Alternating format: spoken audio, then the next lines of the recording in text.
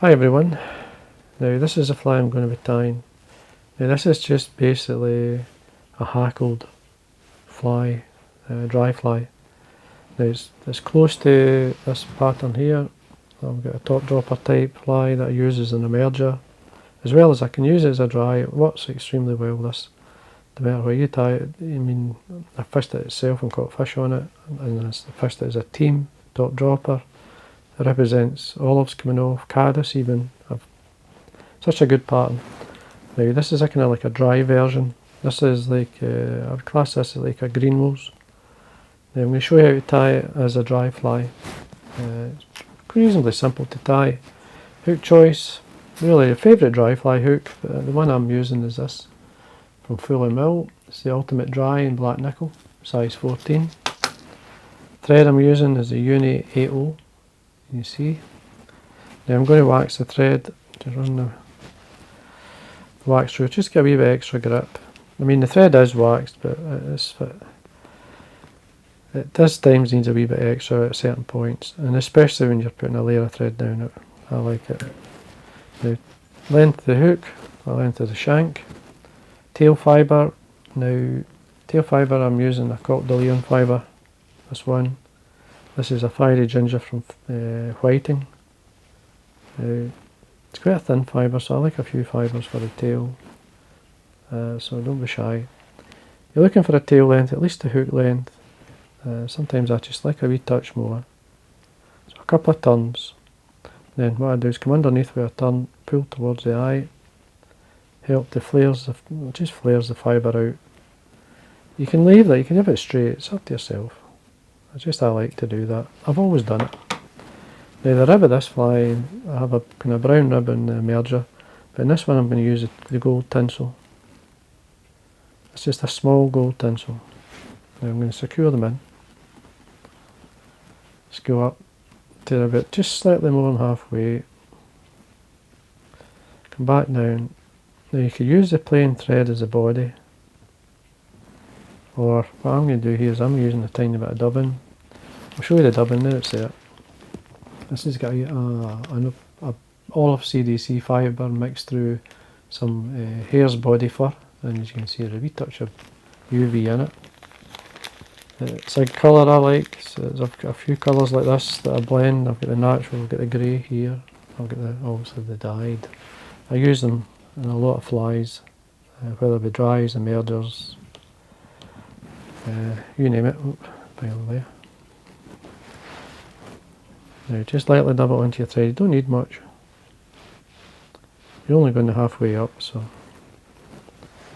slide it up, get it started, and then you want to be able to see some of even the thread show. You want a reasonable taper. This will represent spring olives, it will represent even the March brown. They'll quite happily take it for the March brown. Now you want to rib the body, you'll get about 4 turns on this with the small. Let's catch that on. Make sure it's secure, you can bend and break away. Any long fibres, you could take them out, that's fine, I'm happy with that. Again, a wee bit of wax on your thread. Now I've got an old cape here, I don't know if you can see it there. Not many feathers left in it, this is just an old Indian cock neck. Not many feathers left. I've got other capes, but I like to use that one I've caught fish on. Now the hackle length, don't be shy with the hackle length. I'll just show you a feather, just going through. See, I've not got many left. Don't want it too dark. Yeah. So there's the feather, there's not much left on this. You can see there's a wee white tip on this one, which is fine. The only colour that's in this feather is at the tip, so that's what I'm going to tie this part on, so I'm going to catch it with the tip of the feather. It just acts like a little bit of support as well as colour. So I use my hackle pliers just to locate the tip of the feather, so I can draw back what I need, which is there. And then keep these fibres back and then trim this to the point where you can leave enough to tie it on.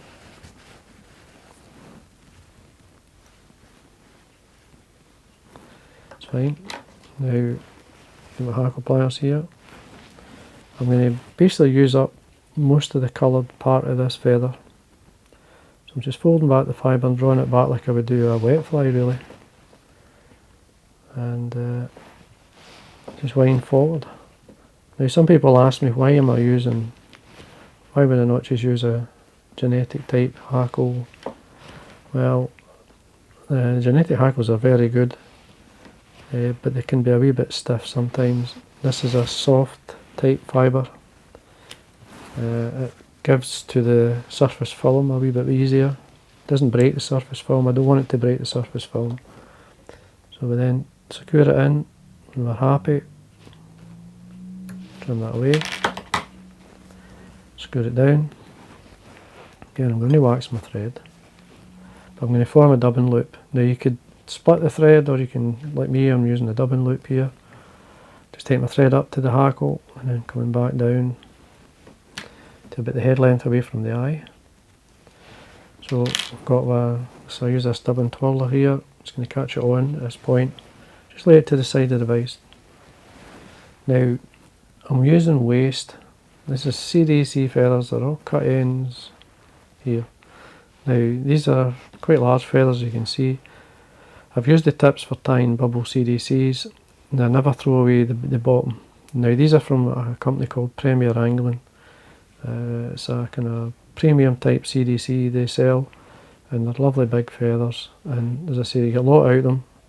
So what I'm going to do here is to give the impression of the wing and like a hackle in the way. I'm going to pull off from both sides the CDC.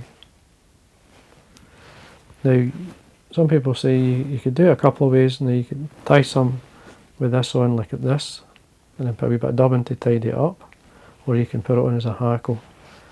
Now there's actually there's too much there actually. So I'm going to take some of that away. That was a good feather. So I'll just lay it down for my next fly. Now what I like to do is just tidy up these ends here, these cut ends, or the kind of pulled off ends. So it's much neater. You can see there, it's much neater. Now I held up some of the dubbing. There's the dubbing I used for the body. Now I'm actually going to take some of that, put it beside the CDC, just a wee drop. Just adds a wee bit of colour, but it helps to bind it. So then what we do is take out our dubbing loop, just hold the bottom ends, slide it in. There we are, I don't know if you can see that. Now the bottom end's a wee bit too long, so I just tap it in with my finger before I spin it, so that it's very close. I don't know if you can see that. You don't want it too far away from one side. You want it quite close, and you can, if you're brave enough, you can go closer. That's fine. And then you want to, I usually hold my finger on the bottom of the, the dubbing loop. Keep it away from my main thread, spin the bobbin. It can be either clockwise or anti-clockwise, it'll still spin. And then you just let it rope itself up. Now you've got a hackle, a CDC and a wee touch of dubbing. So then what I like to do is just draw it back like I would do a hackle. And make sure you start right. Okay, that's fine. And then you just wind towards the eye. You may lose one or two fibres, but there's plenty there. It's a bit messy looking this, but wait till you're finished. Keep drawing it back. There we are. When you're happy, then we can catch it in. I usually take it around my thread, keep that tight, and I bring my thread up. That locks it in. And then we can just form a head and just making sure. So that's always fibres. Just drop them back. There. And then I just come slightly over that. It's because I did the loop, it's actually caught. So we just form a head. And we trim this away. Right in. There.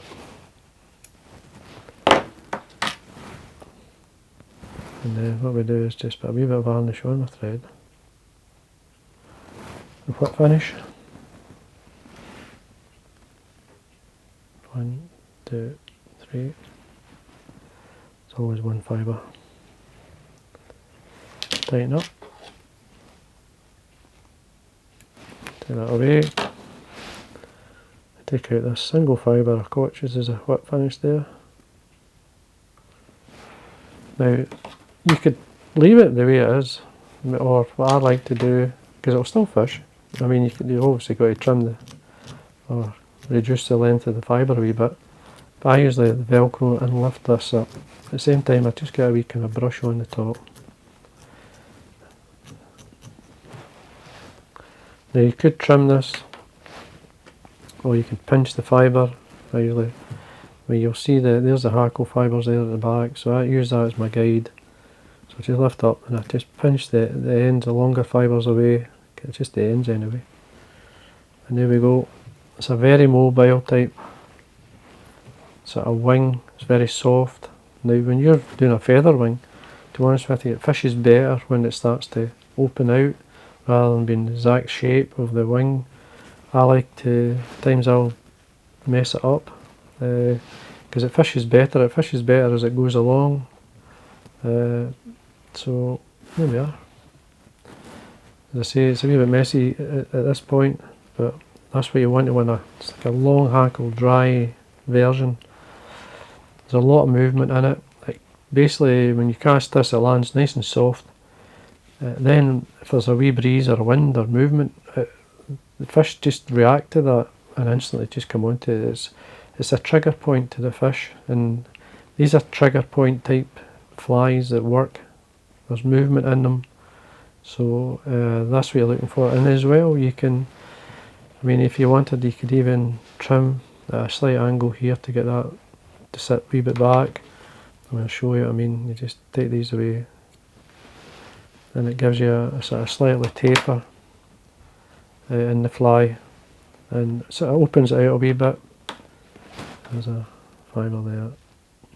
But when I put my muslin, or I use muslin, as I keep saying it, I just roll it into the wing. I just go around my fingers and I just roll it into the wing like that and bring the fibres up. So there we are, folks. Simple wee fly. It catches a lot of fish. I mean, obviously I've taken twice as long as I would normally take to tie the fly to show you. So you can fill your box quite quick. So anyway, I hope you enjoyed it, and again, thanks for watching.